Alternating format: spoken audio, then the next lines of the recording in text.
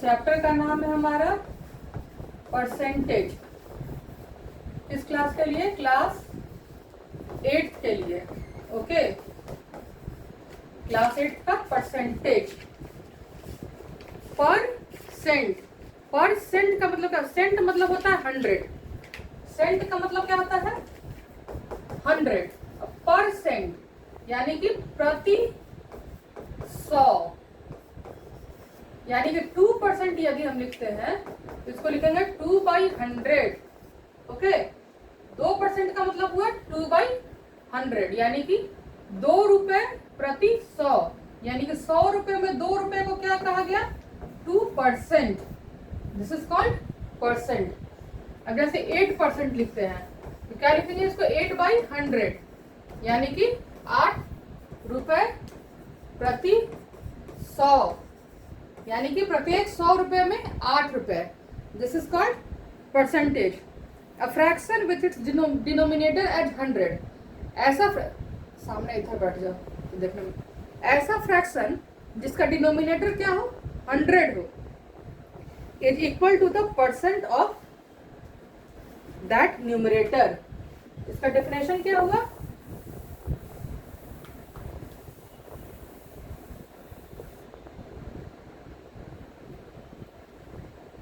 A fraction with its denominator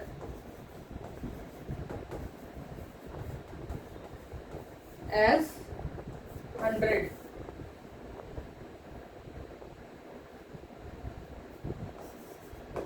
is equal to the percent of that numerator। कहने का मतलब है ऐसा फ्रैक्शन जिसका डिनोमिनेटर क्या हो? 100 हो, तो उसका परसेंट वो क्या कहलाएगा? किसका परसेंट कहलाएगा? Of that numerator. यानी कि यदि हम 9/100 लिखते हैं तो इसका मतलब क्या हुआ? This is called 9%। It is the percent of that numerator. Numerator इसको कहता है ऊपर वाले को, डिनोमिनेटर क्या कहते हैं? जो नीचे में रहता है उसको हम लोग क्या कहते हैं? डिनोमिनेटर। तो this is the definition of percent. अब परसेंट को हम लोग रेशियो में भी लिखते हैं। अब लिखेंगे percent as ratio. Okay, ratio यानी कि जैसे 42/100, तो ये क्या है? किसको रिप्रेजेंट कर रहा है? परसेंट को रिप्रेजेंट कर रहा है। इसको लिखेंगे 42%। लेकिन जब ये इस फॉर्म में है तो ये क्या है? एक फ्रैक्शन है। और फ्रैक्शन को जब हम सिंपलेस्ट फॉर्म में ले आए, जैसे कि 21/2, 2 से डिवाइड किए बाई 50, तो 21/50 इज कॉल्ड रेशियो। ठीक है, इज कॉल्ड रेशियो। ये this is in the form of 21:50। तो परसेंट एक फ्रैक्शन है, फ्रैक्शन को परसेंट में भी कन्वर्ट कर दिए और फ्रैक्शन को रेशियो में भी कन्वर्ट कर दिए। ठीक है, फ्रैक्शन हमारा क्या था? 42/100। इसका परसेंट क्या होता है? Of that numerator. 100 जब डिनोमिनेटर है तो 42 क्या हो गया? हमारा परसेंट हो गया, न्यूमरेटर जो हो गया। अब हम उसको यदि सिंपलेस्ट फॉर्म में कन्वर्ट करते हैं तो ये हमारा क्या हो जाएगा? रेशियो। इसी को कहा गया परसेंटेज रेशियो, परसेंट रेशियो के फॉर्म में। अब रेशियो को परसेंट के फॉर्म में कैसे कन्वर्ट किया जाए? अब रेशियो एज परसेंट, जैसे एग्जांपल दिया 7:4। 7:4 is ratio because it is the simplest form of any fraction. इसको हम लोग 100 से मल्टीप्लाई कर देंगे। ठीक है, तो ये 25/4 जा 100, 175% हो गया। ठीक है, रेशियो को जब हम परसेंट में कन्वर्ट करेंगे, रेशियो को जब परसेंट में कन्वर्ट करेंगे तो ये हमारा है क्या? रेशियो 7/4। इसको हम लोग 100 से मल्टीप्लाई कर देंगे। रेशियो को परसेंट में कन्वर्ट करने के लिए 100 से मल्टीप्लाई करेंगे, तो ये हमारा हो गया। इसको कट करेंगे 25 चौ 100, 25 4 जा 100। तो ये हो गया 25 को 7 से मल्टीप्लाई करेंगे तो कितना आ जाएगा 175। तो ये हमारा हो गया 175%, यानी 7/4 इज इक्वल टू 175%। और अब हम इसको फिर फ्रैक्शन में करेंगे तो क्या हो जाएगा 175/100। ठीक। अब परसेंटेज डेसिमल, अब ये डेसिमल देखिए इसी में बता देते हैं। परसेंटेज डेसिमल, परसेंटेज डेसिमल 175/100 है, नीचे 2 जीरो है, यहाँ लगा देंगे 1.75 आ जाएगा। तो परसेंट किस में कन्वर्ट हो गया, डेसिमल में। परसेंट को पहले हम रेशियो में कन्वर्ट किए, रेशियो से फिर परसेंट में कन्वर्ट किए, फिर परसेंट से हम डेसिमल में कन्वर्ट कर दिए। ठीक है, तो बेसिक्स क्लियर हो रहा है। अब conversion of decimal into fraction percent. अब डेसिमल इनटू परसेंट।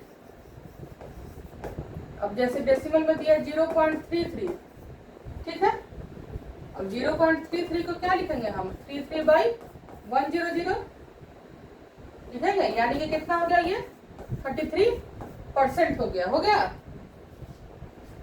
अब 3.795 क्या हो गया, ये 3 पॉइंट हटा दिए, 95/100, क्योंकि ये पॉइंट क्या हो जाता है, नीचे 1 हो जाता है और उसका जितना अंक रहता है उतना जीरो बैठ जाता है।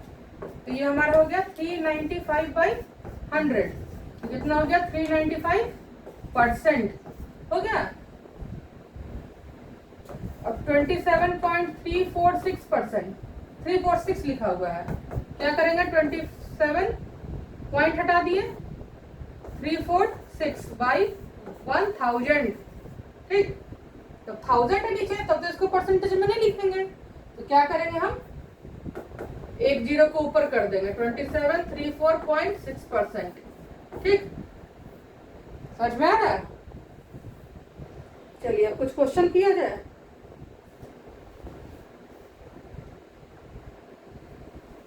अब एकदम सिंपल क्वेश्चन बनाइए। Write each of the following as percent. Question, write each of the following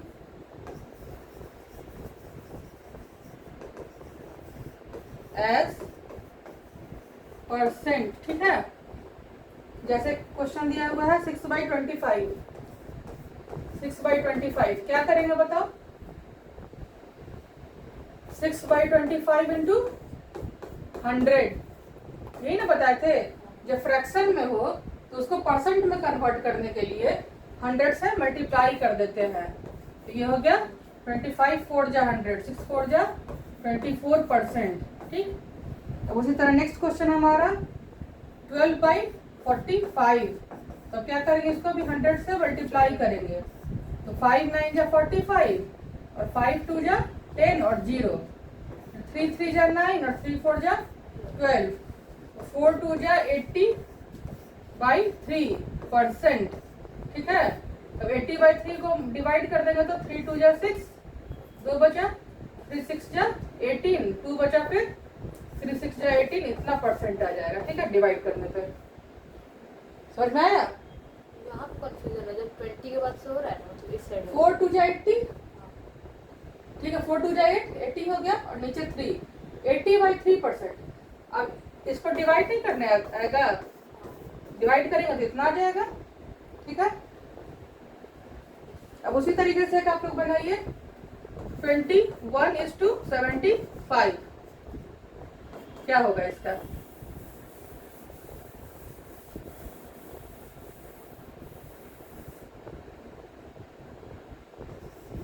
क्या करना है, 100 से मल्टीप्लाई कर देना है। तो 25 3 जा 75, 25 4 जा 100, और 3 7 जा 21 और 7 4 जा 28%। आ गया। ठीक, तो इस एक्सरसाइज में जो भी क्वेश्चन है वो आपको कर लेना है। अब convert the following percentage into fractions and ratio. दूसरा क्वेश्चन क्या हो गया, convert the following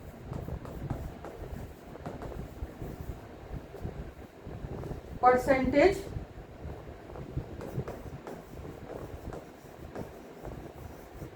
to fractions and ratio. Okay, तो पहला क्वेश्चन क्या है हमारा 30%. 30% को क्या लिखेंगे 30/100. तो ये हमारा फ्रैक्शन में तो कन्वर्ट हो चुका, 0 0 को कैंसिल कर देते हैं तो क्या हो गया 3/10.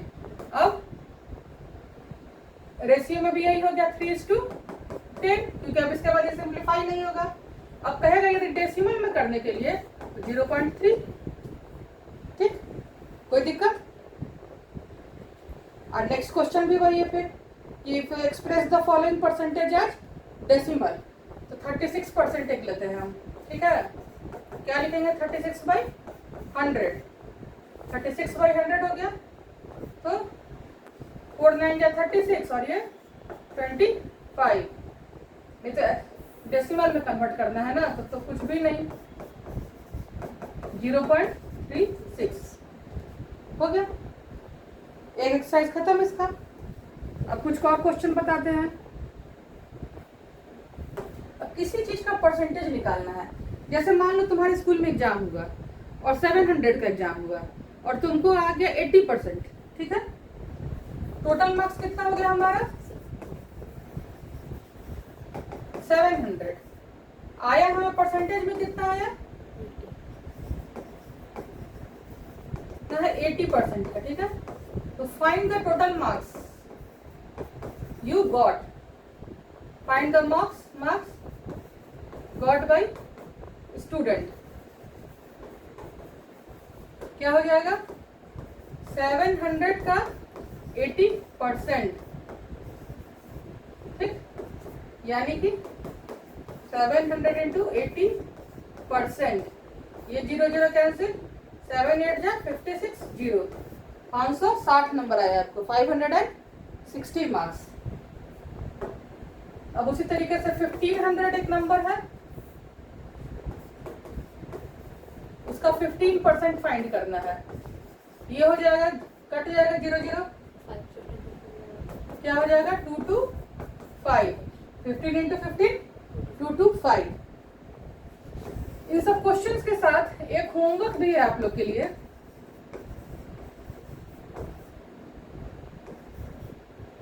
One two 20 squares and cubes, ये पूरा लर्न होना चाहिए. ठीक है, जैसे कि अभी हमारा आया 15 into 15, तो अगर याद है हमें तो मैंने लिख दिया 225. नहीं याद है तो फिर मल्टीप्लाई करना पड़ेगा, that is wasted of time. ठीक है, अब उसी तरह का था 17 into 17, हम लिखते थे ना 289. ठीक है, इसी वजह से याद कर लीजिए आप लोग. स्क्वायर और क्यूब कम से कम 1 से लेकर 20 तक, इतना एकदम कंठस्थ रखना है कि जब भी हमें यूज करना हो, जब भी हमारे एग्जाम में आए, मैथ में आए, कुछ भी आए, तो हम उसका यूज करें. कैलकुलेट करने पे टाइम वेस्ट न करें. अब एक क्वेश्चन लिखिए. Pratap paid 20% of its salary as income tax. Pratap paid 20% of his salary as income tax.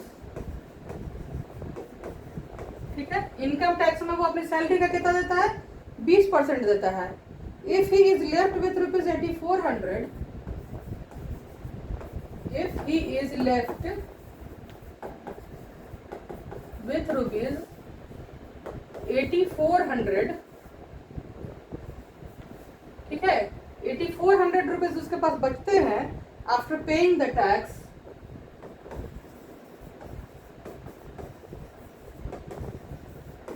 After paying the tax to find his salary. ठीक है, let the salary be rupees X. मान लीजिए 100 रुपया उसका सैलरी है, एक्स का कितना देता होगा, 20% देता है ना इनकम टैक्स में, ठीक है। तो 20% ऑफ एक्स वो किस में देता है, इनकम टैक्स में देता है। इनकम टैक्स में देने के बाद कितना बचता है इसको, 8400 रुपीज बचता है। यानी कि सैलरी में से यदि 8400 माइनस कर दिया जाए वो क्या बचेगा, इनकम टैक्स बचेगा ना। सैलरी मान लो मेरा 10,000 रुपया है, उसमें से 8400 रुपया हमारा बच रहा है, तो जो खर्च हुआ इनकम टैक्स में खर्च हुआ, तो सैलरी में से 8400 माइनस कर दिए तो that is called our income tax. और ये भी किसका अमाउंट है, इनकम टैक्स का, क्योंकि सैलरी का 20% देता है इनकम टैक्स में। दोनों क्या हो जाएगा, इक्वल हो जाएगा। अब देखिए यहाँ पे जब बीच में इक्वल टू रहता है ना, इधर इस टाइप का इम्प्लाइज दैट का साइन होता है। 20/100 into x is equal to x minus 84। अब ये 25/100 हो गया, ठीक। तो क्या हो गया, x/5 is equal to 8400 minus x. अब इस x को हम लोग क्या करेंगे, इधर ले आते हैं, तो माइनस एक्स है तो हो जाएगा क्या, प्लस एक्स। तो x plus x/5 is equal to 8400। तो 5x प्लस x यानी कि 6x/5 is equal to 8400।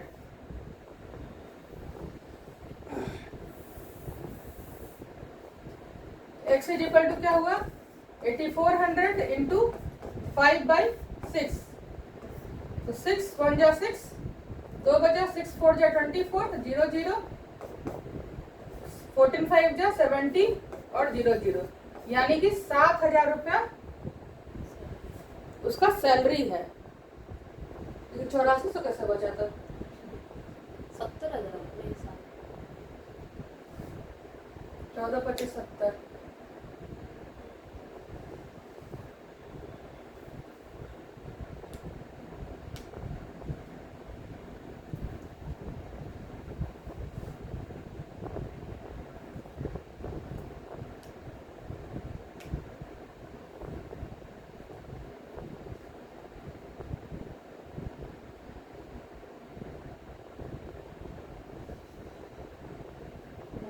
Plus होंगे,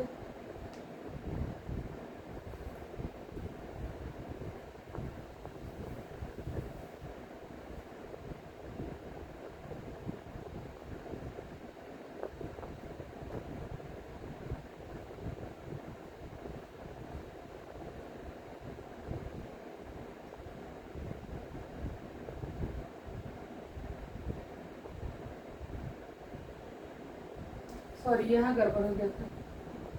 x माइनस 84 है ना, और यहाँ पे हम लिख दिए x is equal to x minus 84, क्योंकि सैलरी में से 84 घटाएंगे तो आएगा ना। तो अब ये क्या हो जाएगा हमारा, इस क्वेश्चन को फिर से बता देते हैं, ठीक, ताकि वीडियो अच्छे से बन जाए। Let the salary be rupees x, ठीक है। x रुपया सैलरी है, इनकम टैक्स में कितना दे रहा है, 20% दे रहा है। x इंटू 20%, यानी कि x इंटू 20/100, 25 जा 100, यानी कि x/5 रुपीज ये हमारा इनकम टैक्स का हो गया। अब according to question x minus 8400, ये भी हमारा क्या हुआ, income tax is equal to x/5। 8400 is equal to x minus x/5, और जब बीच में इक्वल टू का साइन है तो आगे क्या देते हैं, इम्प्लाइज दैट का साइन। तो 8400 is equal to 5x minus x यानी 4x/5, ठीक। तो 4x/5 is equal to 8400। x is equal to हो गया 8400 इंटू 5/4, 4 2 जा 8, 4 4 जा 1, 0 0, 5 1 जा 5, 5 2 जा 10, 0 0। 10,500 रुपये हमारा क्या हो गया, सैलरी हो गया, ठीक। कंफर्म है? सैलरी एक्स माने इनकम टैक्स हो गया इतना, फिर एक्स में से 8400 रुपया जो 8400 था वो माइनस कर देंगे जो बचता है, तो भी इनकम टैक्स हो गया। दोनों को इक्वल करके सॉल्व किए, हमारा सैलरी आ गया। एक क्वेश्चन और बता देते हैं।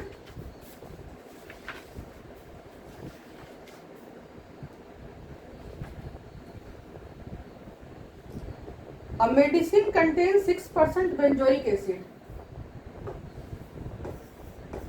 A medicine contains 6% benzoic acid. 6% benzoic acid। और इसमें जो कंफ्यूजन होगा उसको पूछ लेना है, ठीक है? और इस चैप्टर को कंप्लीट करना है। कमेंट बॉक्स में भी क्वेश्चन डाल देना है। 36% salicylic acid, 36% salicylic acid and the rest methanol, and the rest methanol. जो रेस्ट बच गया वो क्या है? मिथानोल है। Find the volume of each in 500 ml medicine. Find the volume of each in 500 ml medicine. यानी कि मेडिसिन का क्वांटिटी कितना हमारा? 500 ml। Solution quantity of medicine is equal to 500 ml, ठीक है? तो 6% ऑफ बेंजोइक एसिड, तो बेंजोइक एसिड हमारा कितना हो गया? 500 गुने 6%, यानी कि 30 ml, ठीक। अब सैलिसाइलिक एसिड कितना हो गया?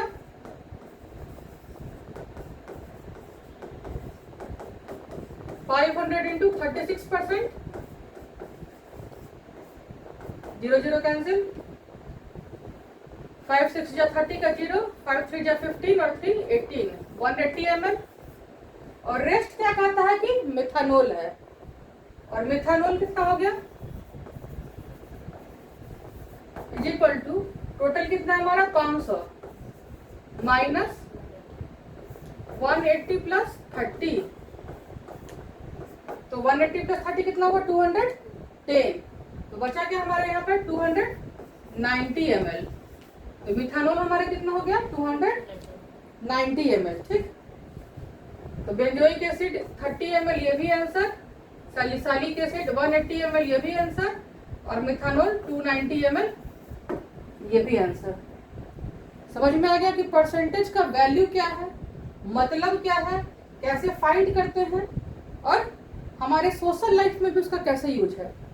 कोई मेडिसिन हम ले रहे हैं तो मेडिसिन में पता होना चाहिए ना कि कौन सा दवा में कितना कंटेंट किस चीज का मिला हुआ है, ठीक है? तो ये हमें भी परसेंटेज से पता चलता है।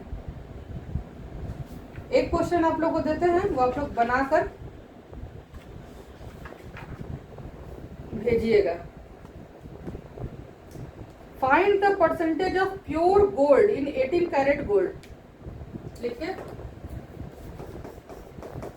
Find the percentage of pure gold in 18 carat gold, ठीक है? 18 कैरेट गोल्ड में प्योर गोल्ड का परसेंटेज फाइंड करना है। If 24 carat gold is 100% pure gold, if 24 carat gold is 100% pure gold, ठीक है? 24% कैरेट गोल्ड को 100% प्योर गोल्ड माना गया है, तो कह रहा है कि 18 कैरेट गोल्ड में कितना परसेंट गोल्ड है, ठीक? तो एक लाइन का इसका है, बता ही देगा।